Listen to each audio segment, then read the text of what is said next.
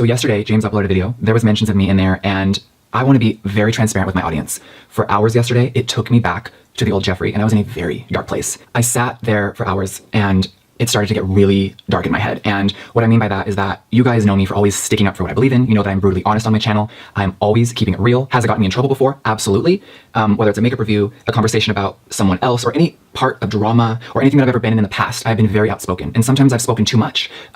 And I think that this week was definitely one of those scenarios. Now, most of you have seen some brutal tweets that I sent out last week. A lot of you have seen the vicious text messages that I sent, and I want to let you understand something. Because I said those things, that does not equal me hating James Charles. He has been in my life for a few years now. Are we the best of friends? No. But we had a real connection. I loved and cared about him, and I definitely think I mishandled our friendship, which I will dive into in a minute. But I want to let you guys know that there is no actual hate in this heart. I don't know what the future holds, but I do know that I need to get a few things off my chest. And one of those things is that behind the scenes, there was definitely weird feelings. Everyone over the last few days keeps asking about the Seattle trip, about the text messages, and I really want to let you guys know something. After Seattle, okay, which there's so many rumors, right? Everyone has their own version of the story. We were all there. Today, I am not going to give the world what they want.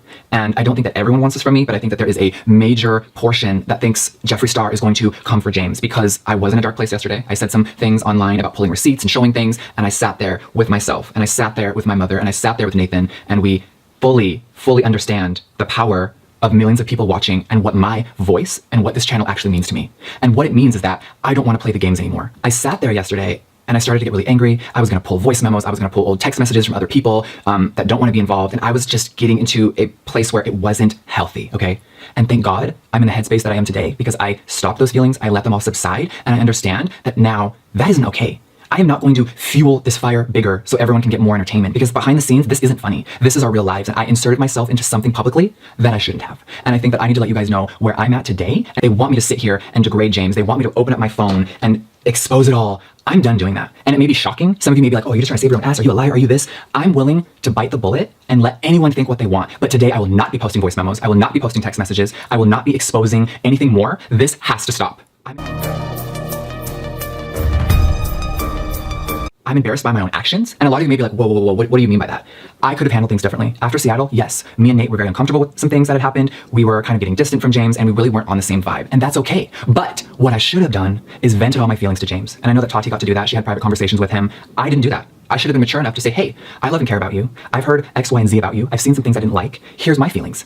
But guess what? I didn't. And that was my first mistake. I want to give you guys some context. I don't want you to see things that I've written to someone and think, wow, like Jeffree is an evil person. He's a bitch. I want to let you guys know that there is a big piece of the story that I don't think a lot of people know, and that's that behind the scenes, there were people in my head. There were people telling me a lot of stuff. I don't mean my own friends. I mean people that had known James. They were being very, I don't know the right word, but they were telling me things that was making me feel a whole other way.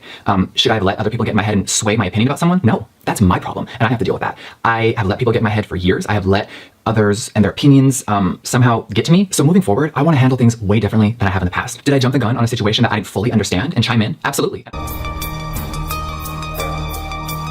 Absolutely. And I am living with that every day. There's a lot of questions about my tweets, and I want to say that I regret them. I don't regret much in my life, but I regret hitting the send button, because they were bigger and louder than I ever imagined. And it made things worse when I could have handled things privately. And that is something that I'm working on. Everyone is so used to Jeffree being the most controversial person in the beauty community. I'm very outspoken, whether it's about brands, shade ranges, someone stealing from other companies, an old friend that I've had to set straight. You guys know me for being brutally honest. You know me for keeping it real. You know me that I'm not a liar. So I don't want my character to ever be misconstrued. And I do want to come clean and say that I do regret sending those tweets. Before fully accusing an individual of doing anything, I need more facts. And I also really need to get something off my chest. James Charles' brother, Ian, I sent a very mean tweet to him when I fully didn't understand what he was even referring to. And that's the problem with the internet. We take things personally. We're selfish people. We see things and you just think, oh, that's about me. Because you already had a situation with someone, so you just think that that's about me. And Ian's tweet wasn't about anything that was going on. It was about something personal. And I made it way more personal, and I hurt him with what I said. So Ian, I just want to let you know I am so sorry for ever sending that tweet. If I could take it back, I would. And I did not understand what I was doing in that moment. I was fueled by sadness, by anger. I felt like I was being let down by someone, and I hit send. And I knew it was going to be hurtful to James, and I didn't really think about how you would feel, and I'm so sorry. And I'm sad that Nathan and my friends have to go online and deal with this as well because of my actions. I also owe an apology to you guys. I owe an apology to my audience for bringing something public and for inserting myself in someone else's beef, drama, situation, whatever you want to call it. I should have kept my mouth shut, and I didn't. So I want you guys to learn from me, because you know I'm the first person to apologize and own up to my mistakes. I've had an insane, crazy past, and all the stuff that I've said I will be sorry for until the day I die, okay?